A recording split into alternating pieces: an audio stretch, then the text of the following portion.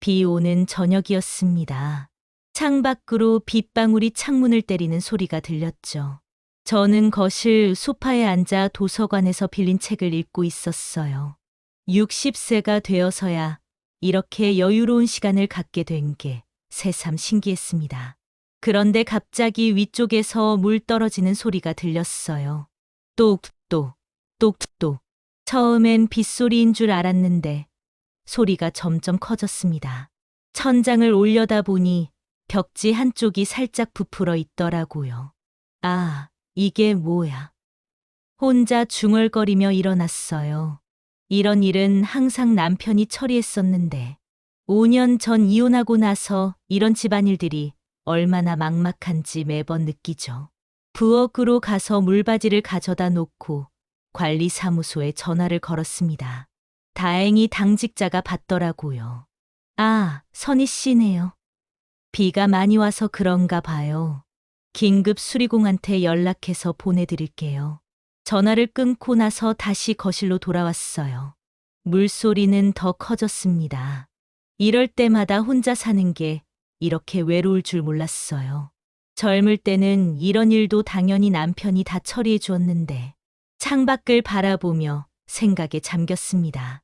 아이들은 모두 외국에 있고 친구들도 각자 바쁘고 이 넓은 집에서 저 혼자 이런 문제들을 해결해야 한다니. 물 떨어지는 소리가 더 빨라졌어요. 받아놓은 그릇이 벌써 반쯤 찼습니다.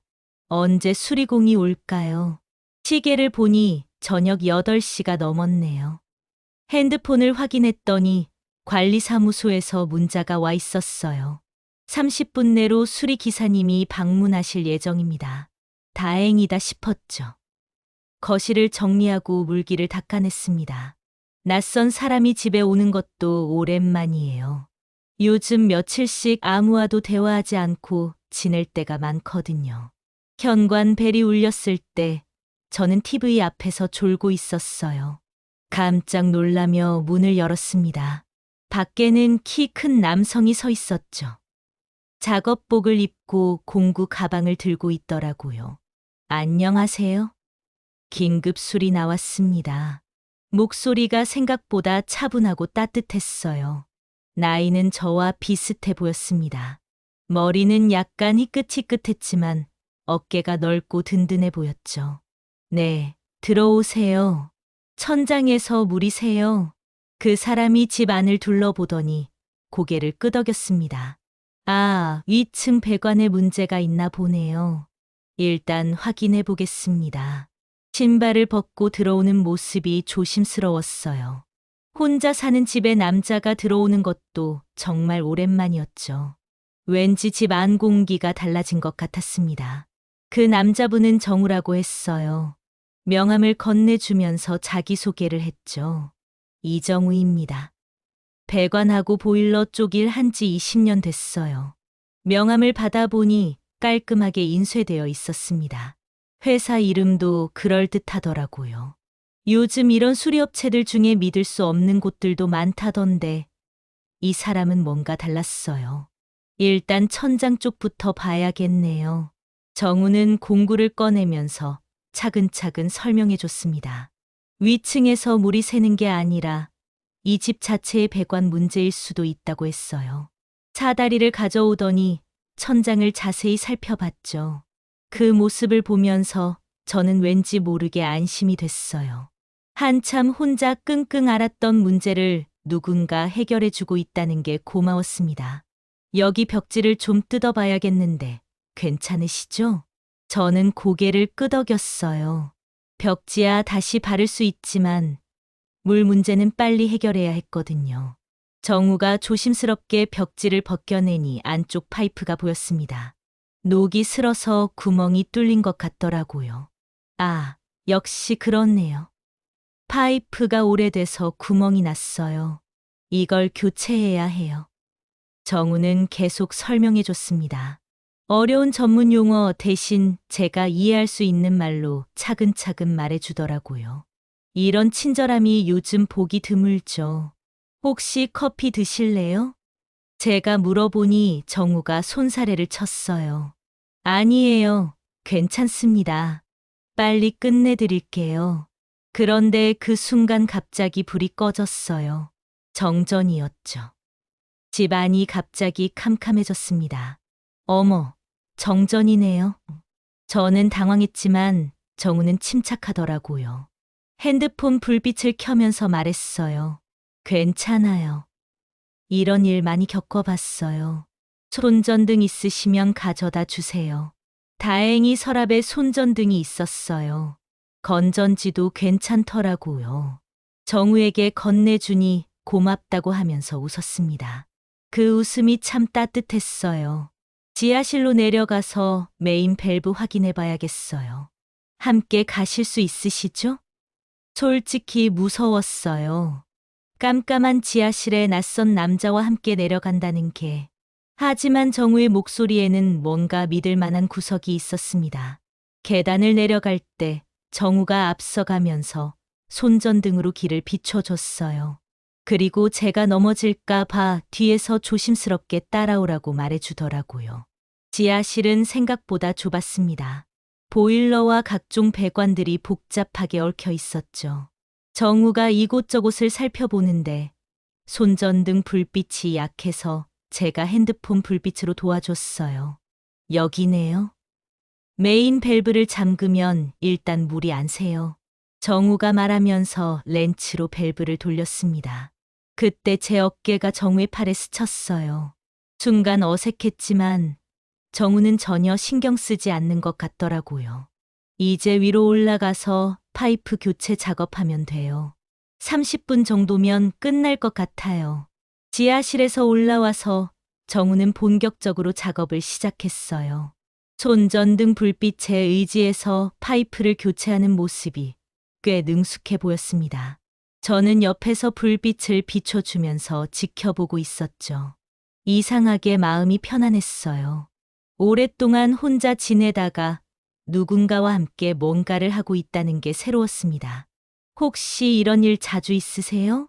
제가 물어보니 정우가 작업하면서 대답했어요. 요즘 오래된 아파트들이 많아서요. 특히 혼자 사시는 분들 댁에서 이런 응급 상황 많이 생겨요. 그러고 보니 정우가 이런 일에 익숙해 보이는 이유를 알 것 같았어요. 아마 저처럼 혼자 사는 사람들을 많이 도와줬을 거예요. 원래 건설 현장에서 소장 일했었는데요. 나이 들어서 이 일 시작했어요. 사람들한테 더 직접적으로 도움이 되는 것 같아서 괜찮아요. 정우의 말에서 뭔가 진실함이 느껴졌습니다.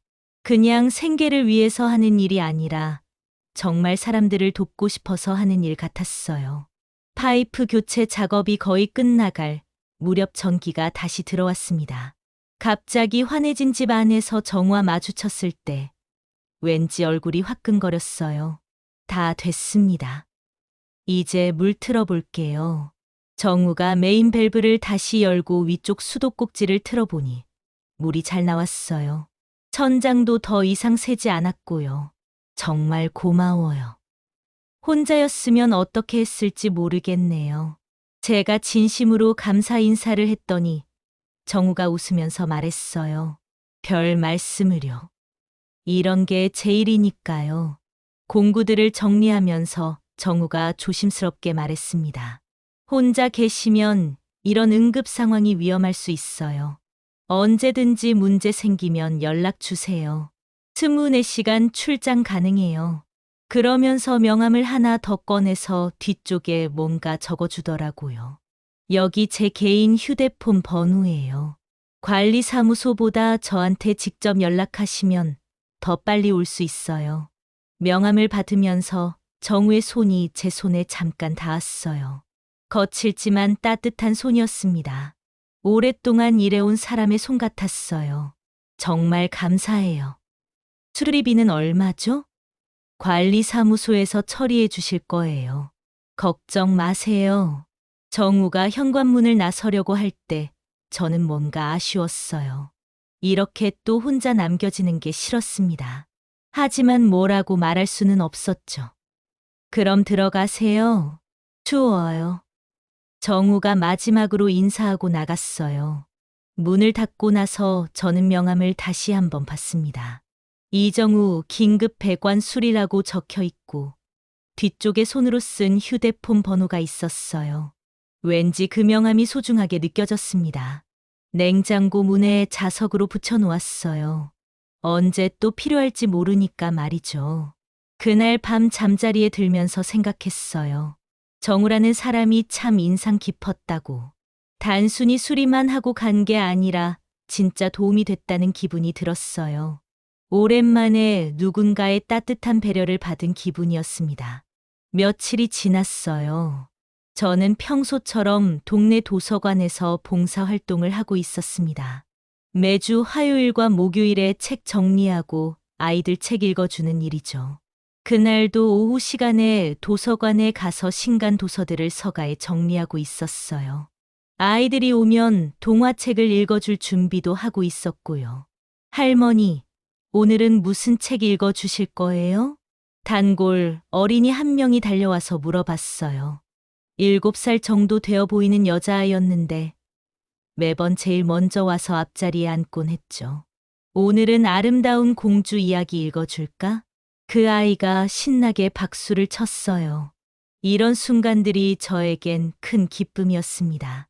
아이들의 순수한 웃음을 보고 있으면 마음이 따뜻해져요.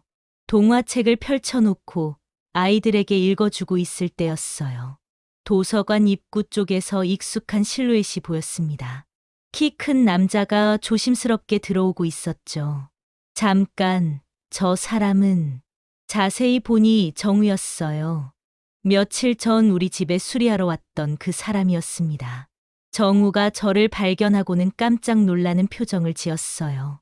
저도 마찬가지였죠. 이런 곳에서 다시 만날 줄은 꿈에도 몰랐거든요. 할머니, 계속 읽어주세요. 아이들이 재촉해서 저는 다시 동화책에 집중했어요. 하지만 정우가 있다는 게 계속 신경 쓰였습니다. 왜 도서관에 온 걸까요? 동화 읽기가 끝나고 아이들이 각자 책을 고르러 갔을 때 정우가 조심스럽게 다가왔어요. 안녕하세요. 여기서 뵙게 되네요. 네, 정말 반가워요. 여기 자주 오세요? 손녀가 여기 자주 와서요. 오늘 데리러 왔어요. 아, 그렇구나. 정우에게 손녀가 있다는 걸 처음 알았어요. 그러고 보니 아까 제일 먼저 왔던 그 아이가 정우 쪽으로 뛰어가고 있더라고요. 할아버지, 그 아이가 정우에게 안기는 모습을 보니 마음이 따뜻해졌어요. 정우가 아이를 안아 들어 올리면서 웃는 모습이 정말 다정해 보였습니다. 수연아, 오늘도 책 많이 봤구나. 네, 할머니가 예쁜 공주 이야기 읽어주셨어요. 수연이가 저를 가리키면서 말했어요. 정우가 저를 바라보며 고개를 숙였습니다. 항상 고마워요. 수연이가 여기 오는 걸 너무 좋아해요. 아니에요. 저도 아이들과 있으면 즐거워요. 정우와 이야기하면서 묘한 기분이 들었어요. 며칠 전 우리 집에서 만났을 때와는 또 다른 느낌이었습니다. 손녀를 돌보는 할아버지의 모습에서 따뜻함이 느껴졌어요. 부모님은요? 제가 조심스럽게 물어보니 정우의 표정이 잠깐 어두워졌어요. 수리연이 부모가 해외 출장이 길어져서요. 당분간 저랑 살고 있어요. 더 자세한 이야기는 묻지 않았어요. 누구에게나 말하기 어려운 사정이 있을 테니까요. 혹시 시간 되시면 커피 한 잔 하실래요? 수연이랑 함께요. 정우의 제안에 저는 잠깐 망설였어요. 괜찮을까요? 하지만 거절할 이유도 없었습니다. 좋아요. 도서관 근처 카페에서 셋이 함께 앉았어요. 수연이는 아이스크림을 먹으면서 신나게 떠들었고, 저와 정우는 커피를 마시며 이런저런 이야기를 나눴습니다. 혼자 손녀 돌보기 힘들지 않으세요? 처음엔 어려웠는데 이제 익숙해졌어요. 수연이가 워낙 착해서 큰 어려움은 없어요. 정우가 수연이를 바라보는 눈빛이 너무나 사랑스러웠어요. 이런 모습을 보니 이 사람이 어떤 사람인지 더 알 것 같았습니다. 카페에서 1시간 정도 있다가 헤어졌어요. 수연이가 저에게 손을 흔들며 안녕하고 인사하는 모습이 참 예뻤습니다. 집에 돌아와서 혼자 생각에 잠겼어요. 정우라는 사람이 계속 머릿속에 맴돌았습니다. 과연 저에게 새로운 인연이 생겨도 괜찮을까요? 그로부터 일주일 정도 지났을까요? 저는 저녁 준비를 하고 있었어요. 간단하게 김치찌개를 끓이고 있었는데 갑자기 가스레인지에서 이상한 소리가 났습니다. 삐삐삐삐. 가스 누출 경보기가 울리기 시작했어요. 처음엔 뭔 소리인지 몰라서 어리둥절했는데 점점 소리가 커지더라고요. 아, 이게 가스 누출 경보구나. TV에서 본 적이 있었어요. 가스가 새면 정말 위험하다고 했는데 당황한 마음에 가스레인지 밸브를 잠그고 창문을 열었어요. 그런데 경보음은 계속 울렸습니다. 어떻게 해야 할지 모르겠더라고요. 도시가스 회사에 전화해야 하나, 아니면 119에 신고해야 하나. 머릿속이 하얘졌어요. 혼자 이런 응급 상황을 처리하기엔 너무 무서웠습니다. 그때 냉장고에 붙어 있는 명함이 눈에 들어왔어요. 정우의 명함이었죠. 언제든지 연락 주세요라고 했던 말이 생각났습니다.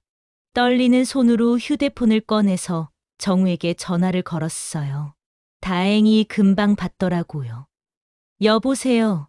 정우예요. 정우 씨, 저 이선희예요. 집에서 가스 누출 경보가 울리고 있어요. 어떻게 해야 할지 모르겠어서요. 아, 선희 씨. 일단 침착하세요. 가스밸브 잠그시고 창문 열어놓으셨죠? 네, 그렇게 했어요. 전기 스위치 절대 만지지 마시고 문 열어두세요. 제가 지금 바로 갈게요. 전화를 끊고 나서도 가슴이 두근거렸어요. 정우가 온다고 하니 조금은 안심이 됐지만 여전히 무서웠습니다. 20분 정도 지났을까요? 현관 벨이 울렸어요. 문을 열어보니 정우가 서 있었습니다. 평소보다 조금 숨이 차 보였어요. 아마 급하게 달려온 모양이었죠. 괜찮으세요? 다치신 곳은 없고요? 정우가 제일 먼저 제 안부를 물어봤어요. 그 따뜻한 관심에 마음이 뭉클했습니다. 네, 괜찮아요.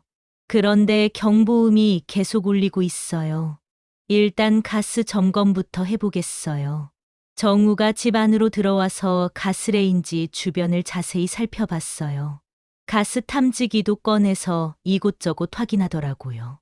여기 연결 부위에서 조금 새고 있네요.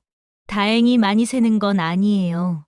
정우가 공구로 연결 부위를 다시 조여주니 경보음이 멈췄습니다. 그제서야 저는 안도의 한숨을 쉬었어요. 정말 감사해요. 혼자였으면 정말 어떻게 했을지 모르겠어요. 다행히 큰 문제는 아니었어요. 하지만 가스는 정말 위험하니까 조심하셔야 해요. 정우가 가스 안전에 대해 자세히 설명해 줬어요. 정기적으로 점검받아야 한다는 것. 이상한 냄새가 나면 즉시 환기해야 한다는 것. 혹시 몸이 안 좋으신 건 아니죠? 가스에 중독되면 어지러울 수 있어요. 정우가 걱정스러운 표정으로 물어봤어요. 그 순간 저는 왠지 모르게 눈물이 날 것 같았습니다. 언제 누군가 이렇게 저를 걱정해 줬던가요? 괜찮아요. 정말 고마워요. 추워요. 담요 하나 가져다 드릴게요. 정우가 거실에 있던 담요를 가져다 제 어깨에 덮어줬어요. 그 순간 따뜻함이 온몸에 퍼졌습니다. 담요의 따뜻함이 아니라 누군가의 배려 때문이었죠. 혼자 계시면 이런 응급 상황이 위험해요. 혹시 가까운 곳에 도움 요청할 사람 있으세요? 정우의 질문에 저는 고개를 저었어요. 아이들은 모두 외국에 있고 주변에 그렇게 가까운 사람이 없었거든요. 그럼 앞으로 이런 일 있으면 언제든 연락 주세요. 밤낮 상관없이요. 정우의 말에서 진심이 느껴졌어요. 단순히 업무상 하는 말이 아니라 정말 걱정해주는 마음이었습니다. 며칠 후였어요. 저는 평소처럼 동네 마트에서 장을 보고 집으로 돌아가고 있었습니다. 그런데 아파트 입구에서 이웃 김 씨 부인을 만났어요. 어머, 선희 씨, 요즘 어떻게 지내세요? 김 씨 부인은 같은 층에 사는 분인데 항상 다른 사람 일에 관심이 많았어요. 잘 지내요? 부인은 어떠세요? 저야 뭐. 그런데 선희 씨, 요즘 밤마다 수상한 남자가 드나드는 것 같던데요? 김 씨 부인의 말에 저는 깜짝 놀랐어요. 수상한 남자라니요. 무슨 말씀이세요?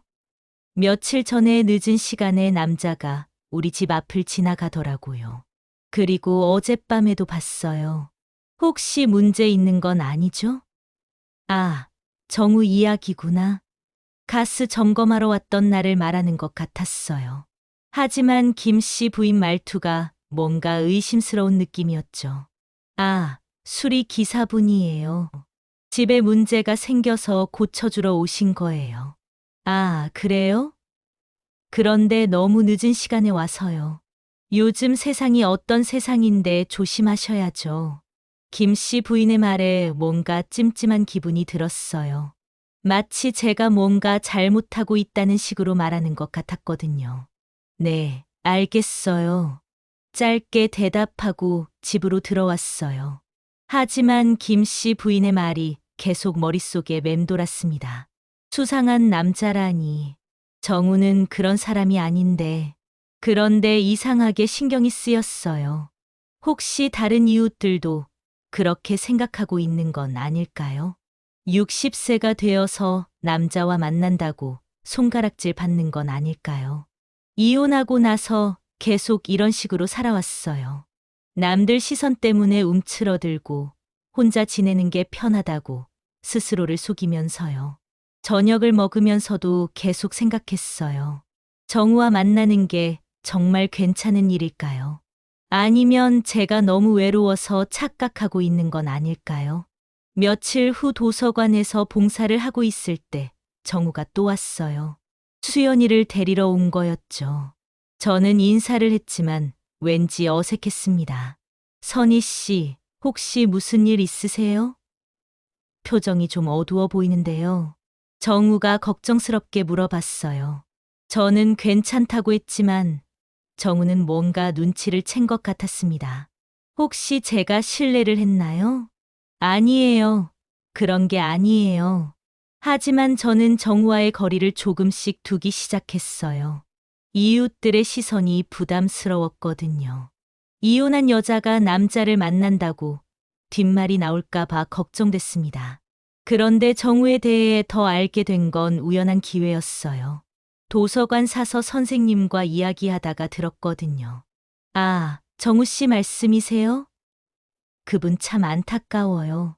부인을 교통사고로 잃으시고 혼자 손녀 키우고 계세요. 그 말을 듣는 순간 가슴이 철렁했어요. 정우도 저처럼 외로운 사람이었구나. 배우자를 잃고 혼자 아이를 돌보며 살아가고 있었던 거예요. 언제부터요? 2년 정도 됐나요? 손녀 부모님은 해외에 계시고 정우 씨가 혼자 다 돌보고 계세요. 정말 대단하다고 생각해요. 사서 선생님의 말을 들으니 정우를 다시 보게 됐어요. 그동안 제가 정우를 오해하고 있었던 건 아닐까요? 저처럼 상처받고 외로운 사람이었는데 제가 너무 경계했던 것 같았습니다. 하지만 여전히 주변 시선이 부담스러웠어요. 특히 김 씨 부인 같은 사람들이 뭐라고 할까봐 걱정됐죠. 이혼 후 5년 동안 조용히 살아온 제가 갑자기 남자와 만난다고 하면 분명 좋지 않게 볼 거예요. 어느 토요일 오후였어요. 저는 동네 대형마트에서 장을 보고 있었습니다. 주말이라 사람들이 많았죠. 야채 코너에서 배추를 고르고 있는데 익숙한 목소리가 들렸어요. 고개를 돌려보니 제 전 남편이었어요. 5년 만에 마주친 거였죠. 그런데 혼자가 아니었습니다. 옆에 젊은 여자가 함께 있었어요. 이거 어때? 맛있어 보이지? 전 남편이 그 여자에게 말하면서 웃고 있었어요. 그 여자도 행복해 보였고요. 둘이 정말 다정해 보였습니다. 저는 숨이 막혔어요. 갑작스러운 상황에 어떻게 반응해야 할지 몰랐거든요. 바로 그쪽으로 가서 인사해야 하나, 아니면 피해야 하나. 결국 저는 몸을 돌려서 다른 쪽으로 갔어요. 마주치고 싶지 않았거든요. 하지만 마음은 복잡했습니다. 전 남편은 새로운 사람과 행복하게 살고 있는데, 저는 혼자서 남들 눈치만 보며 살고 있다니. 갑자기 제가 너무 초라해 보였어요. 장을 대충 보고 집으로 돌아왔어요. 마음이 어수선해서 아무것도 하기 싫었습니다. 소파에 앉아서 멍하니 창밖을 바라봤죠. 왜 저는 이렇게 살고 있을까요? 이혼할 때 당당하다고 생각했는데 결국 혼자 숨어서 지내고 있잖아요. 정우라는 좋은 사람이 나타났는데도 남들 시선 때문에 피하고 있고요. 그때 휴대폰이 울렸어요. 정우에게서 문자가 온 거였습니다. 선희 씨, 수연이가 도서관에서 만난 할머니 이야기를 자꾸 해요. 시간 되시면 차라도 함께 하실래요? 문자를 보는 순간 눈물이 났어요. 누군가 저를 그리워한다는 게 이렇게 고마울 줄 몰랐습니다. 저는 용기를 내서 답장을 보냈어요. 좋아요. 언제든 연락 주세요. 그리고 거울을 보면서 생각했어요. 이제 정말 새로 시작해야겠다고. 과거에 매여서 살 수는 없잖아요. 이틀 후 정우와 동네 조용한 카페에서 만났어요. 수련이는 친구와 놀러 갔다고 했죠. 요즘 어떻게 지내세요? 정우가 물어봤을 때 저는 솔직하게 대답했어요. 사실 외로워요. 혼자 사는 게 이렇게 어려울 줄 몰랐어요. 저도 마찬가지예요. 수연이가 있어서 버티고 있지만 혼자서는 정말 힘들어요. 정우도 진솔하게 이야기해 줬어요. 부인을 잃은 이야기, 갑자기 손녀를 맡게 된 이야기. 처음엔 어떻게 해야 할지 몰라서 매일 울었다고 했어요. 하지만 선희 씨를 만나고 나서 조금 달라졌어요. 혼자가 아니라는 기분이 들었거든요. 정우의 고백에 제 마음도 두근거렸어요. 저도 같은 마음이었거든요. 앞으로 남은 날들 혼자가 아니라 함께 걸어가고 싶습니다. 정우가 조심스럽게 말했을 때 저는 고개를 끄덕였어요. 더 이상 혼자 살고 싶지 않았거든요. 1년이 지났습니다. 저는 정우와 함께 작은 주택에서 살고 있어요. 정우의 집으로 이사를 왔죠. 수연이도 함께 살고 있고요. 처음엔 정말 어색했어요. 오랫동안 혼자 살다가 갑자기 가족이 생긴 거나 마찬가지였거든요. 하지만 정우가 배려심이 많아서 적응하는 게 생각보다 어렵지 않았습니다. 수연이는 이제 저를 할머니라고 불러요. 학교에서 돌아오면 제일 먼저 저에게 달려와서 하루 있었던 일을 이야기해 줍니다. 할머니, 오늘 학교에서 그림 그리기 대회가 있었어요. 저 상 받았어요. 수연이가 상장을 자랑스럽게 보여줄 때 제 마음도 뿌듯했어요. 마치 제 손녀인 것처럼 말이죠. 정우는 매일 아침 일찍 나가서 일하고 저녁에 돌아와서 함께 밥을 먹어요. 간단한 것들이지만 이런 일상이 이렇게 소중할 줄 몰랐습니다. 오늘 무슨 일 있었어요? 정우가 저녁 식탁에서 물어보면 저는 도서관 봉사 이야기, 동네에서 있었던 일들을 이야기해줘요. 누군가 제 하루를 궁금해한다는 게 이렇게 기분 좋은 일인지 몰랐어요. 주말에는 셋이 함께 나들이를 가기도 해요. 한강공원에 가서 산책하거나 놀이공원에 가서 수연이와 놀아주거나 이런 평범한 일상이 제겐 너무나 특별했습니다. 어느 일요일 오후였어요. 수연이는 친구들과 놀러 갔고 저와 정우는 집에서 TV를 보고 있었습니다. 정우가 갑자기 제 손을 잡더라고요. 선희 씨, 행복해요? 네, 정말 행복해요. 진심이었어요. 60세가 되어서 이런 행복을 느낄 줄은 꿈에도 몰랐거든요. 창밖으로 봄볕이 들어오고 있었어요. 정우와 수연이와 함께 보는 봄이 이렇게 따뜻할 줄 몰랐습니다. 저는 마음속으로 생각했어요. 내 인생의 진짜 봄은 지금부터구나. 나이가 들어서도 새로운 사랑을 시작할 수 있다는 걸 정우를 통해 알게 됐어요. 이웃들의 시선이 여전히 부담스러울 때도 있어요. 하지만 이제는 상관없습니다. 제 행복이 더 중요하거든요. 정우가 수연이와 놀아주는 모습을 보면서 저는 확신했어요. 이 사람과 함께라면 앞으로 남은 인생이 외롭지 않을 거라고. 아니, 외로움이 아니라 따뜻함으로 가득할 거라고요. 수연이가 집에 돌아와서 저에게 안기며 말했어요. 할머니, 사랑해요. 그 말을 들으면서 저는 깨달았어요. 나이와 상관없이 사람은 언제든 다시 사랑할 수 있다는 걸. 그리고 그 사랑이 얼마나 소중한지도 말이죠. 정우와 수연이가 있는 지금의 제 삶이 정말 감사했습니다. 앞으로도 이런 행복이 계속되길 바라면서 저는 오늘도 미소 지으며 하루를 마감했어요.